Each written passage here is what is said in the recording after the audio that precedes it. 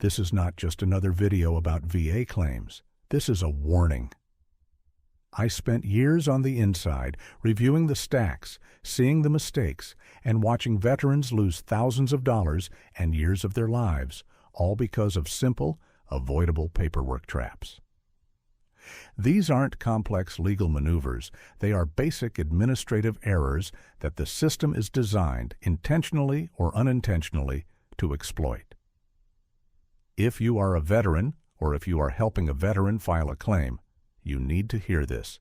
We're talking about 10 specific pitfalls that can derail your entire compensation process, leading to delays that stretch into years or outright denials that cost you the monthly benefits you earned and deserve.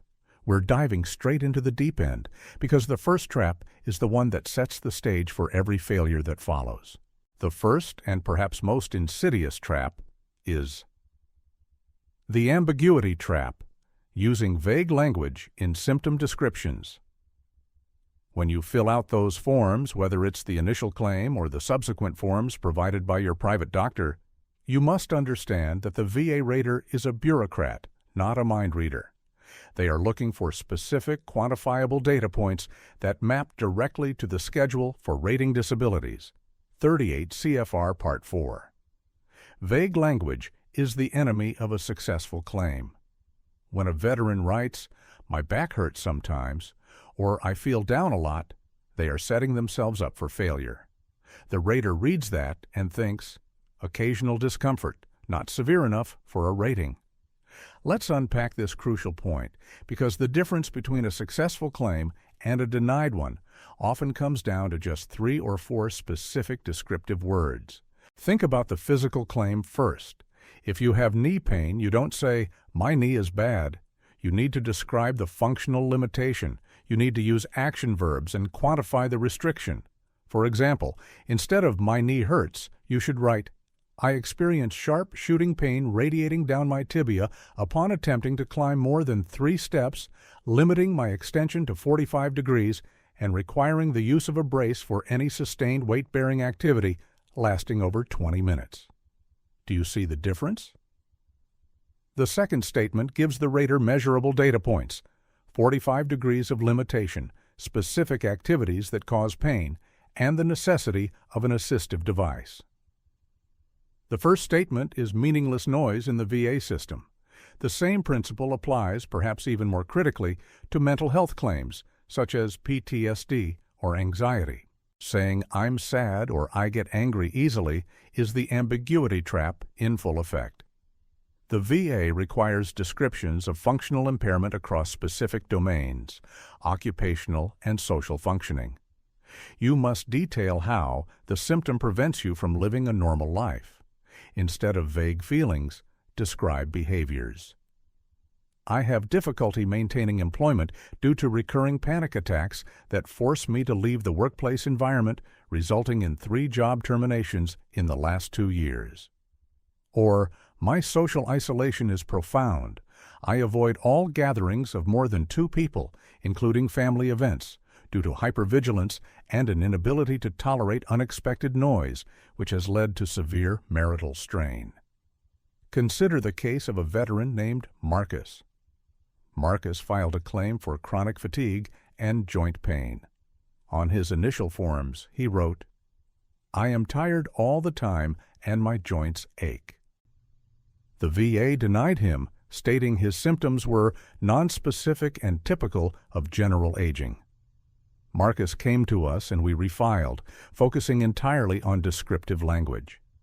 We documented that the fatigue was so severe he required 2 mandatory naps per day, totaling 4 hours just to function, and that the joint pain led to a measurable limitation of motion in his wrist and ankles, preventing him from lifting objects heavier than 5 pounds or standing for more than 30 minutes. This switch from tired to requiring 4 hours of mandatory rest daily, impacting employment, was the key that unlocked his rating. The VA rater needs to be able to check a box that correlates to a rating level, and vague language gives them no box to check except denied. Avoid the ambiguity trap at all costs by being painfully, clinically specific about your functional limitations. Moving quickly now because the second trap builds directly on the first but introduces the element of time and causality. This is the missing link trap, failing to connect current symptoms to active duty events, the nexus statement. You can have the most detailed, clinically specific description of your disability in the world, but if you cannot explicitly draw a straight, undeniable line from that disability back to a specific event, injury, or condition that occurred or was aggravated during your active duty service, the claim will fail. The VA calls this the nexus. It is the bridge between service and disability, and if that bridge is missing, your claim is stuck on the wrong side of the river. Veterans often fall into this trap because they assume the connection is obvious. They think, well, I was a mechanic on an aircraft carrier for 4 years, and now I have hearing loss. Clearly, the service caused it. While that seems logical to a reasonable person, the VA requires proof of the nexus. They require evidence that the condition began in service, or that an existing condition was aggravated beyond its natural progression by service. The most common failure point here is relying solely on your own testimony. Your testimony is important, but it is not a medical opinion. To beat the missing link trap, you almost always require a strong, favorable medical opinion, a nexus letter, from a qualified healthcare professional. This letter must explicitly state that, based on a review of your service records, medical history, and current symptoms, it is at least as likely as not, the VA standard, that your current disability is a direct result of or secondary to your active duty service. Let's look at a veteran, Sarah, who served in the Navy. She developed debilitating migraines years after separating. She filed a claim noting she had headaches during service. The VA denied it, citing a lack of continuity and stating there was no medical documentation of chronic migraines in her service treatment records, STRs. Sarah fell into the trap by assuming her memory was sufficient proof. To correct this, we needed to establish the nexus. We had a private neurologist review her service record, which showed she was prescribed high-strength ibuprofen multiple times for tension headaches while deployed. The neurologist then wrote a letter stating that those documented tension headaches were the likely onset of her current chronic migraine condition and that the stress of deployment was the environmental trigger that made the condition chronic. This letter, bridging the gap between a minor complaint in service, tension headache, and a major disability years later, chronic migraine, provided the essential nexus. Remember, the VA system is fundamentally adversarial. When they see a gap, they exploit it. If your service treatment records are sparse or missing, the nexus letter becomes even more critical. It must be detailed, citing specific medical literature or regulatory statutes, like the presumptive conditions for Agent Orange or Gulf War service, if applicable. Never assume the VA will connect the dots for you. You must provide the connecting wire, and that wire is the robust, medically sound nexus statement. Now, let's talk about the silent killer of many claims, the one that doesn't seem like a big deal until the VA uses it to dismiss your entire timeline. This is the third trap. The date discrepancy trap. Inconsistent dates between medical records, lay statements, and official forms. Consistency is paramount in the VA claims process.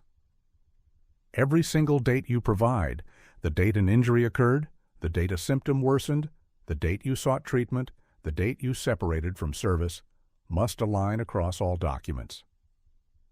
If the dates conflict, even slightly, the VA rater has grounds to question the veracity of your entire claim, introducing doubt that can lead directly to a denial. The date discrepancy trap often catches veterans who are trying to reconstruct years of medical history from memory. For instance, a veteran might state in their personal lay statement that their back injury occurred during a training exercise in January 2005. But then, when submitting buddy statements, a friend writes that the injury happened in late 2004. This small, seemingly harmless discrepancy creates a red flag. The VA rater's job is to find reasons for denial, and conflicting dates provide an easy out. They can conclude that the claimant is unreliable or that the events described did not happen as alleged. This trap is especially common when veterans file for increased ratings. They might claim that their condition worsened significantly starting in 2018 based on when they noticed increased pain. However, their private medical records might show that they started receiving stronger medication or specialized treatment in late 2017. The VA will use the earliest documented date of worsening, 2017, to determine the effective date of the increase, potentially costing the veteran months of retroactive pay if the claim was filed later than 2018. But the greater danger is when the discrepancy is in the onset of the condition. If you claim the condition started in service, but your STRs show no complaints until 6 months after separation, the VA will likely argue that the condition is post-service related, unless you have a powerful nexus to overcome that gap.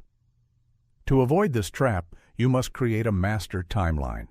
Before you submit a single form, sit down and map out every key event: the date of the injury, the date of the first medical visit, the date of separation, and the dates of major symptom changes. Cross-reference this master timeline with every piece of evidence: your STRs, private doctor notes, buddy statements, and spouse statements. If a buddy statement says around the summer of 2007, you need to follow up and ask them to be as specific as possible, perhaps referencing a known deployment or event that occurred that summer. Precision matters here more than almost anywhere else. A date error isn't just a typo, it's a potential reason for denial. The fourth trap is one of inaction, a consequence of understandable human reluctance to deal with bureaucracy, but one that carries devastating financial consequences. This is the waiting too long trap. Delaying filing after separation. This trap doesn't necessarily lead to a denial of service connection, though it can, but it almost always leads to the loss of your effective date, meaning you miss out on potentially years of retroactive benefits, which can easily total tens of thousands of dollars. The core principle the VA operates on is the effective date. Generally, your effective date for benefits is the later of two dates: the date the VA received your claim or the date entitlement arose. If you file within 1 year of separation from active duty, the effective date can be the day following your discharge. This is the golden window. Missing this window is the waiting too long trap. Let's imagine two veterans, both suffering from the exact same knee injury sustained during active duty. Veteran A files his claim 11 months after separation. Veteran B, dealing with the stress of transition and assuming the paperwork would be too difficult, waits 14 months to file. Veteran A, when his claim is finally approved 5 years later, receives retroactive pay calculated from the day after his separation. Veteran B, however, only receives retroactive pay calculated from the date the VA received his application, the 14-month mark. That 3-month delay in filing cost Veteran B over a year of back pay, potentially $15,000 to $30,000, depending on his final rating. The urgency here cannot be overstated. Even if you don't have all your evidence ready, you must file an intent to file, ITF, form immediately upon separation or even before. The ITF locks in your effective date for up to 1 year. This means you have 365 days to gather all your medical opinions, buddy statements, and records, and as long as you submit the final claim package within that year, your effective date remains the day the ITF was submitted. Many veterans get caught in this trap because they focus too much on gathering the perfect evidence package before submitting anything. They spend 18 months seeing specialists, getting opinions, and organizing files, only to find they sacrificed their effective date. Stop waiting for perfection. File the intent to file now. Get the clock started in your favor. The VA is slow. You need to leverage every tool available to maximize your retroactive pay, and the ITF is the most powerful tool you have against the waiting too long trap. The fifth trap is purely administrative, but can cause massive processing headaches. The incorrect form trap, using outdated or wrong forms for specific claims. The VA bureaucracy is vast, and their forms are constantly updated, revised, or replaced. Submitting a claim on an outdated version of a form, or using the wrong form entirely for the type of claim you are making, is a guaranteed way to see your claim returned without action, delaying your effective date and increasing your frustration exponentially. For instance, the application for disability compensation is VA Form 21526EZ. If you download a version from a non-VA website that is 6 months old, or if you use an older version you saved on your desktop, the VA may reject it outright. Why? Because the VA updates these forms frequently to comply with new legislation, procedural changes, or data collection requirements. An outdated form might be missing a crucial required field or certification that the current version contains. A common variant of this trap occurs when veterans use the Standard Disability Compensation Form 21526EZ for claims that require a specific, separate form. For example, if you are claiming benefits for an increased rating, or if you are filing a claim based on a specific type of benefit like individual unemployability, IU, or even dependency claims, there are specific forms designed for those actions. Using the general form for a specialized purpose often leads to the claim being misrouted, lost in the system, or simply returned for resubmission on the correct paperwork. The solution here is simple, but requires diligence. Always, without exception, download the form directly from the official VA website, va.gov, the day you plan to fill it out. Check the revision date at the bottom of the form to ensure it is the most current version.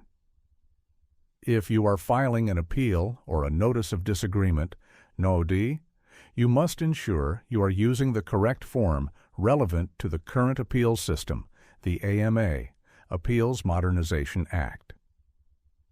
The legacy system forms are still floating around, and using them is a catastrophic error that can cost you months of processing time. This trap is pure administrative friction. Eliminate it by verifying every form number and revision date before submission. We are halfway through this critical list, and the next trap moves us from the paperwork itself to the critical point of interaction with the VA system, the medical evaluation. This is the sixth trap, the C&P prep trap, treating the compensation and pension exam like a regular doctor's visit, minimizing symptoms. The compensation and pension C&P exam is arguably the most critical juncture in your entire claims process. It is the VA's opportunity to assess the severity of your disability and confirm the nexus. Yet countless veterans sabotage their own claims by walking into the C&P exam with the mindset of a typical patient seeing their doctor. They minimize their pain, they fail to disclose the full extent of their functional limitations, and they often try to tough it out. This is a catastrophic error. You must understand that the C&P examiner is not your treating physician. Their job is not to provide treatment. Their job is to provide the VA rater with an objective assessment of your disability, using specific terminology and measurements required by the VA rating schedule. If you tell the examiner, "I'm having a pretty good day today," or if you fail to mention that your back pain requires you to use a cane 3 days a week, the examiner will document the best-case scenario, leading to an unfairly low rating or even a denial. The C&P prep trap stems from military culture where minimizing pain is ingrained. You must shed that mindset immediately for the C&P exam. You need to describe your condition at its worst, detailing the frequency, severity, and duration of your symptoms, and relating everything back to functional limitation. Here's the key to avoiding this trap: preparation. Before the C&P exam, write down a detailed list of your symptoms and how they impact your daily life on a bad day. Practice describing your functional limitations using the specific language you used to avoid the ambiguity trap. Trap 1. If you have limited range of motion in your shoulder, do not try to move your arm past the point of pain during the exam, even if the examiner encourages you to push through it. If you push through the pain, the examiner will document the maximum range of motion achieved, not the functional range you use daily, which is what the VA rates on. You must articulate that pushing beyond that point causes pain, weakness, or instability. Furthermore, you must ensure the examiner addresses every single claimed condition. If you filed for hearing loss, PTSD, and a knee injury, but the examiner only focuses on the knee, you must politely but firmly remind them that you are there for all three conditions. Failure to address all conditions in the C&P report means the VA has no medical evidence on those conditions, leading to an inevitable denial or request for a new exam, which wastes months. Treat the C&P exam as a formal deposition of your disability, not a casual chat with a doctor. Your rating and years of potential benefits depend entirely on the documentation generated in that 1 hour. Now we pivot to a trap of omission where veterans leave money on the table by focusing only on the obvious. This is the 7th trap. The secondary condition trap. Only claiming primary conditions and ignoring secondary service connections. A primary service-connected disability often leads directly to other conditions or aggravates pre-existing non-service-connected conditions. These resulting conditions are called secondary service connections, and they are fully rateable by the VA. The secondary condition trap occurs when veterans successfully claim their primary condition, e.g., a foot injury, but fail to realize that the resulting secondary conditions, e.g., knee and hip pain from altered gait, are also compensable. The financial impact of this trap is enormous, as secondary conditions can significantly boost your combined rating. For example, a veteran might be rated 30% for a primary service-connected back injury. Because of the back injury, they have become sedentary, leading to weight gain, which then causes sleep apnea. Sleep apnea, if moderate to severe, can be rated at 50%. If the veteran only claims the back injury, they stay at 30%. If they successfully claim sleep apnea secondary to their back injury, their combined rating jumps significantly, potentially to 70% or higher. The key to avoiding this trap is thinking holistically about your health. Ask yourself, what new conditions have developed since the onset of my service-connected disability? What conditions have worsened? Common secondary connections include orthopedic, knee, hip, or ankle pain, secondary to a service-connected back or foot injury due to compensatory movements. Mental health, depression or anxiety, secondary to chronic pain, TBI, or other physical disabilities that limit life enjoyment. Internal, hypertension or cardiovascular issues, secondary to medication used to treat the primary condition or secondary to PTSD, chronic stress.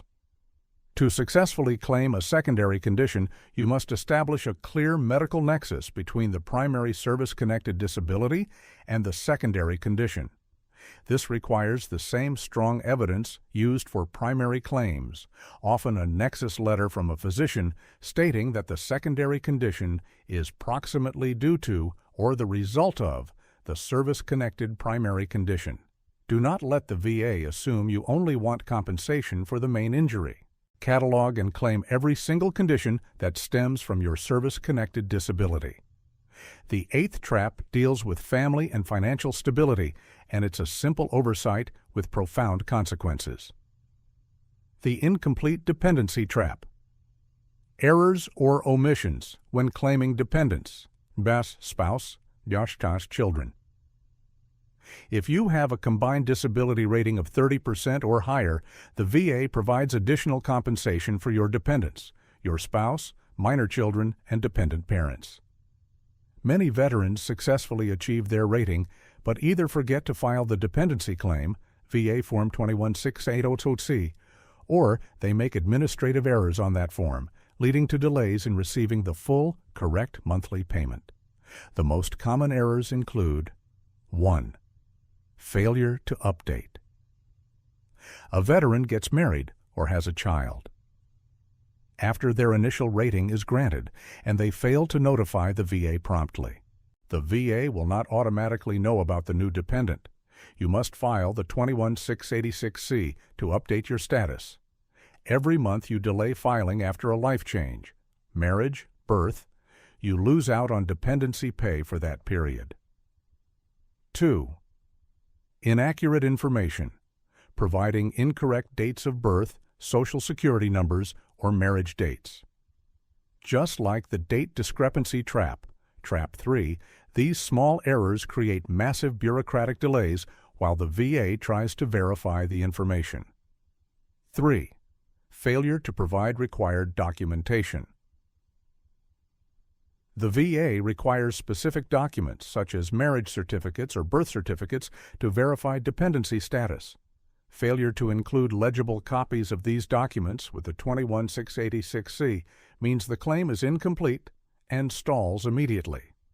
The dependency claim is often seen as a minor add-on, but it significantly increases your monthly compensation.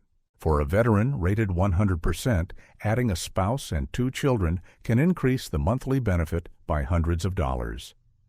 Over the course of a lifetime, this oversight can cost a family hundreds of thousands of dollars. To avoid this trap, treat the dependency claim with the same meticulous care as your primary disability claim.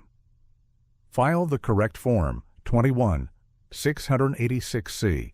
Ensure every date and SSN is perfect, and include certified copies of all required supporting documentation.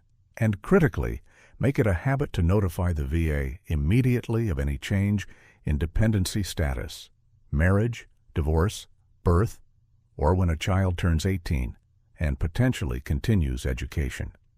The 9th trap is a modern problem, born from the shift to digital submission, and it's surprisingly common. The digital signature trap. Improperly signing digital submissions or failing to certify documents. The VA encourages and often prefers digital submission of forms and evidence via the eBenefits or va.gov portals. While this speeds up processing, it introduces a new hazard, the improper digital signature or certification. When you submit a form digitally, the VA requires specific methods of signing to verify that the submission is truly from the claimant. Simply typing your name into a signature box on a PDF is usually insufficient.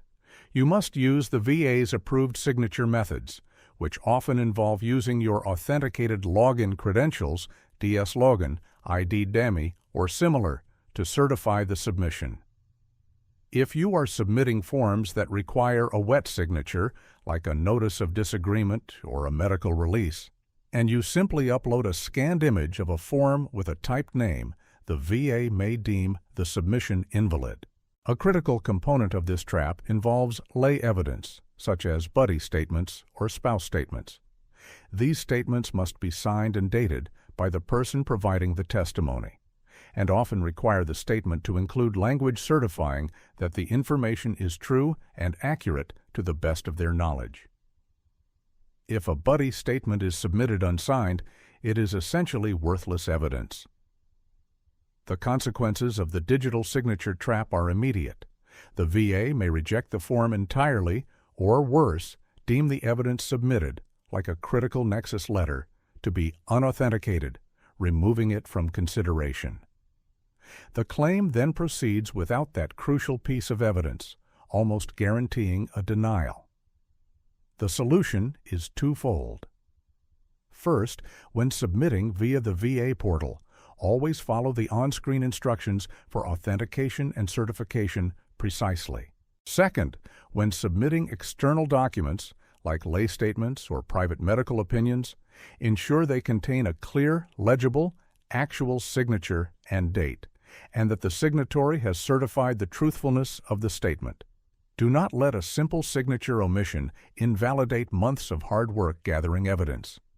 Finally, we arrive at the 10th trap, the one that catches veterans who have received their first bad news. This is the most time-sensitive and dangerous trap of all. The denial response trap, mismanaging the notice of disagreement, no-d, or appeal timeline.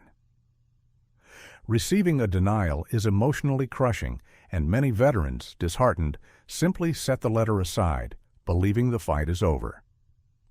This is the denial response trap. The VA system is designed to allow you to appeal unfavorable decisions, but this process is governed by extremely strict deadlines. Missing a deadline, even by 1 day, can permanently close the door on appealing that specific decision, forcing you to start a new claim from scratch and losing all retroactive benefits tied to the original effective date. Under the current Appeals Modernization Act, AMA, you generally have 1 year from the date on the decision letter to initiate an appeal. This appeal can take several paths: supplemental claim, higher-level review, or appeal to the Board of Veterans' Appeals. The specific path you choose depends on whether you have new evidence, supplemental claim, or believe the VA made an error based on the existing evidence, higher-level review, or board appeal. The trap is often set by misunderstanding the 1-year clock. If you receive a denial in January 2023, you have until January 2024 to file a subsequent action. If you miss that date, the denial becomes final. If you file a supplemental claim within that year, the clock stops on that original decision and you preserve your effective date. However, if that supplemental claim is also denied, a new 1-year clock starts from the date of the new denial for the next level of appeal. Veterans often assume that because they filed one appeal, the original claim date is permanently protected, but if they fail to act within the subsequent 1-year window after a new denial, they can lose everything. To avoid this trap, you must institute a rigorous tracking system for all VA decision letters. The moment you receive a denial, mark the 1-year deadline prominently. Never let a denial sit unattended.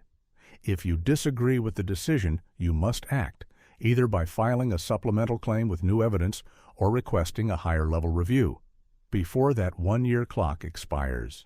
The VA is unforgiving on these deadlines. Protect your right to appeal, and more importantly, protect your original effective date by responding immediately and correctly to every denial or unfavorable decision you receive. We have covered the 10 most critical paperwork traps that ex-VA workers see derail claims every single day. From the vague language that hides your pain, to the missing link connecting service to disability, to the simple date errors that create doubt, and the catastrophic mistake of missing appeal deadlines. Remember, the VA process is not about treating your symptoms. It is about proving your entitlement through evidence and meticulous administration. Your success depends on your ability to navigate this bureaucracy flawlessly. Be specific, be consistent, be prepared for your C&P exam, and never ever ignore a deadline. Your service earned these benefits. Now go claim them with the diligence they deserve.